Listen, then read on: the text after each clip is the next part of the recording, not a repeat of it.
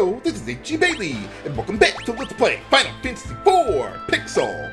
Last time, we got more party members with Edward, who is a bard that uses the harp-type weapon, which are considered long-range weapons, and in this case, this one can inflict the sleep status on enemies.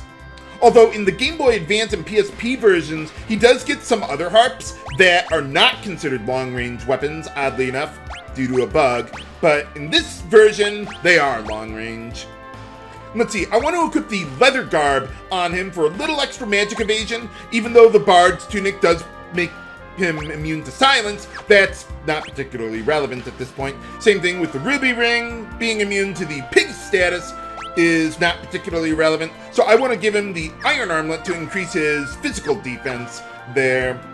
And as long as we're in the area, I want to encounter a couple more enemies that we could have found before around Kaipo, but they're much more common to find around here. And here's both of them, Hundlegs and Sandworm. If either of them are alone, let's use our row command since we got ambushed there.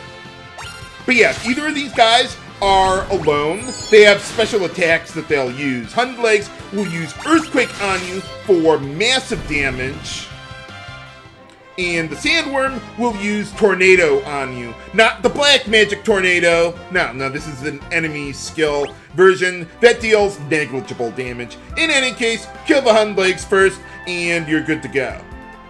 But yeah, you noticed when I got ambushed there, our rows were switched around, so I had to do that manually to bring that back around.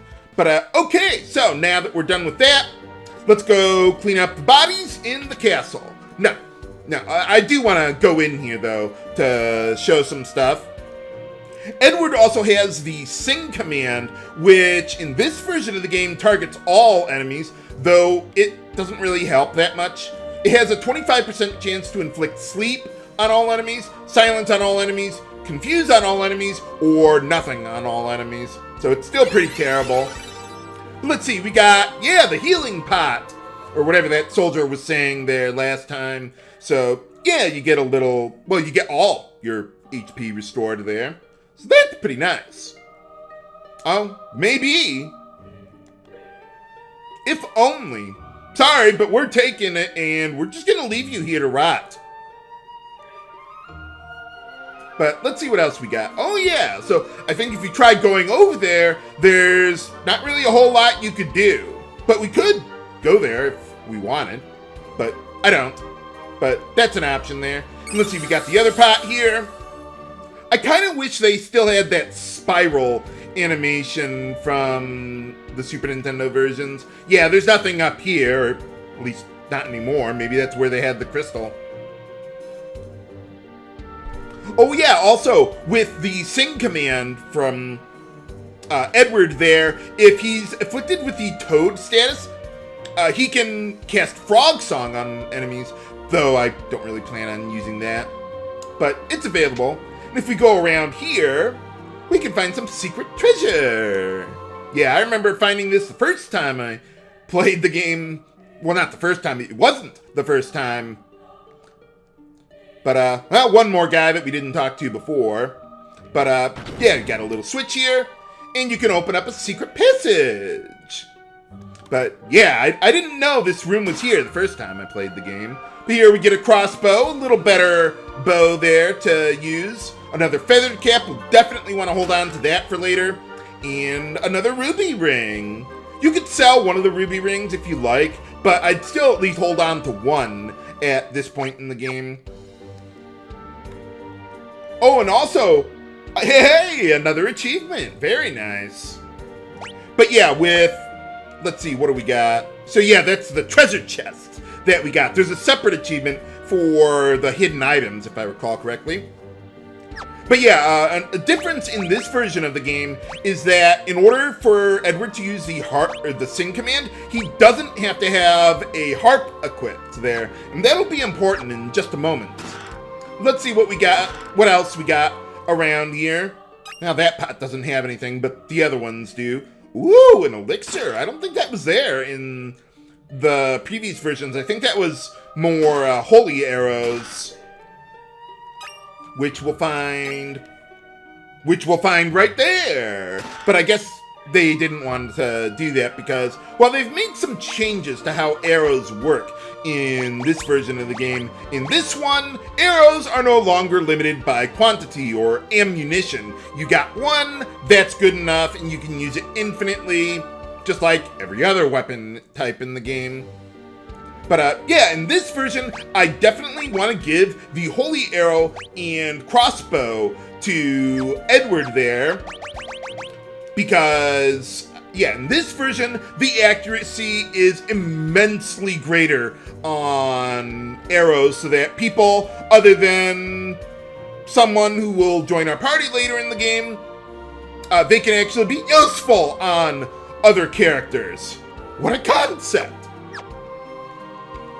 So yeah, that I want to give that to Edward because there's an enemy in the next dungeon who is weak to holy elemental damage. So that's pretty nice. We'll be able to take advantage of that. Okay, let's see how our setup is looking. Okay, Cecil's good, Rydia is good, and Edward is good. Let's see, as far as excess equipment goes, let's see, I would at least hold on to the feathered cap. Bard's tunic might be useful, but I'd like to hold on to a ruby ring. Basically, anything that has something to do with the status ailments, you want to hold on to. And let's see, but I'm not going to go back to Kaipo to, sell excess stuff, but you could go across the shoals there to the left if you want to, but I am not. In any case, whoa, the mini-map was not so mini there. But let's see, to the east there you got Mount Hobbs, though we can't really do anything there, so we're just gonna go right over here to the Antlion Cave, where we gotta find that sand ruby for Rosa. So let's see what we got. Here's a spider silk that can inflict the slow status on enemies, but it's completely worthless in this version of the game. They massively nerfed the slow status, and with good reason. But alright, here we got another new enemy, Domovoi, in the back there. They're basically a stronger imp, or goblin type enemy. But alright, a little more agility. Let's see, does that affect anything for him? No more multipliers yet. But alright. So yeah, Domovoi, nothing special about them. Actually, most of the enemies in the dungeon are not that extraordinary. But oh well. But we might as well collect what treasure we can around here, as well as find a new enemy in the back there, Adamantoise. Those guys are weak to ice. But the ice rod, if I used that as an item, that wouldn't be able to deal enough damage to an Adamantoise in any version of the game, really. But especially in this version. So yeah, I like having Rydia manually cast Blizzard instead of using instead of using the ice rod there. But as long as we can get through these guys quickly, we're pretty good. One passive ability that Edward has is his hide command. If his HP gets sufficiently low, yeah, why don't we have Rydia heal that up? But yeah, Edward will automatically use his hide command, which removes him from battle. Although you can bring him back, but he'll just automatically hide again. You could also use the hide command manually if you wanted, though I very rarely ever do that. Okay, so with this one, let's see. Let's go Blizzard on all of them. There you go. And, oh, that's not enough. Usually it is. Must have been just barely short on that one, but that's okay. Okay, and then one more treasure on this floor. There we go. Or at least this part of the floor. So you could also encounter sandworms in this dungeon, but they aren't quite as common. But alright, here we've got a new enemy there, Basilisk. Let's see, those guys, there is nothing extraordinary about them. Although you could, eventually they would use like their petrify or a slow petrify status to inflict upon you. And if you got hit with it enough times, it would fully petrify you. But that'll never happen. They'll never live long enough to do that. But alright, another Antarctic wind that I could use later on. And here we got another new enemy. Yellow Jelly. These guys are weak to thunder. So let's go put that to use on them. Very nice. And the stop spell. That does not silence enemies. It just, well, stops them from doing anything remotely useful. Let's see, I think that's, no, not all the new enemies. There is one more new enemy around here. Here we got the Lamia's Harp that I'm not going to use right now on him, but it's basically a better Dreamer's Harp, and it can confuse enemies. But if you do decide to use that, do not use that against tiny mages, or they will kill you. The confusion status works a little differently in Final Fantasy IV than most RPGs. Most of the time, it works like you would think. It confuses the enemy into attacking other enemies instead of attacking us.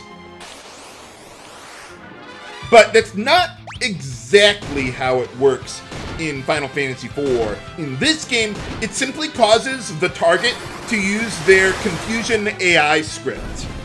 And unfortunately, there's a few enemies, like the tiny mages, where confusion just sends them into pissy boss mode.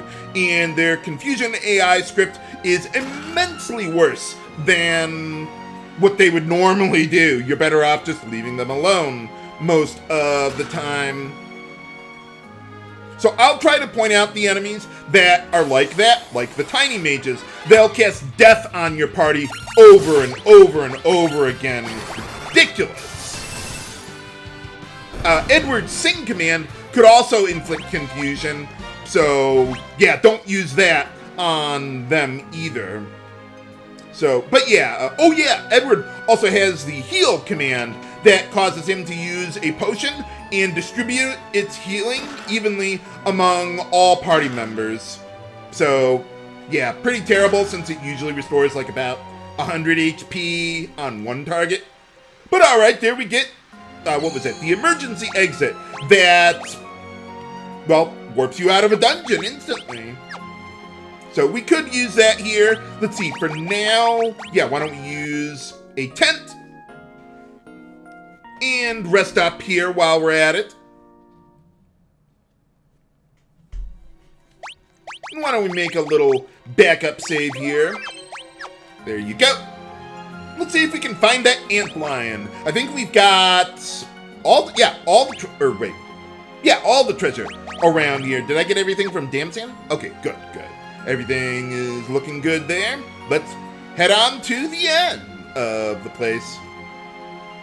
Would be nice if I could find that other new enemy around here. But there it is, Leshy. Those guys are weak to holy elemental damage. So yeah, holy arrows are going to be very good on them. Whoops, I selected the wrong spell there. Oh, yeah, why don't we just go Ice Rod, since we've already damaged the guy a little bit. Yeah, you see, it's not really that powerful. Whoops! Well, it didn't hurt us too badly there. But yeah, in other versions of the game, I would have Edward use or equip a harp instead, because the bow and arrow is just way too inaccurate otherwise. Okay, so we're almost at the end here. Yeah, why don't we get a little cure going there?